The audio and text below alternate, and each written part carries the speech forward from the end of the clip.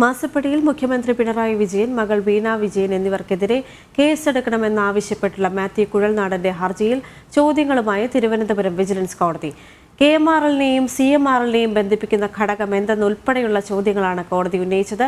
അതേസമയം കേസിൽ വിധി പറയുന്നത് ഈ മാസം 25-ലേക്ക് മാറ്റി. CMRLന്റെ ഉടമസ്ഥതയിലുള്ള ഭൂമിയിൽ നിന്ന് എക്സാലോജിക്കിന് എന്ത് ആദായം ലഭിക്കുന്നു?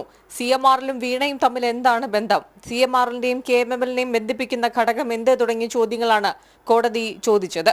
ഇതിൽ മറുപടി നൽകാൻ മാത്യുവിന്റെ അഭിഭാഷകൻ കൂടുതൽ സമയം ആവശ്യപ്പെട്ടതോടെ കേസ് ഈ മാസം 25-ലേക്ക് മാറ്റി.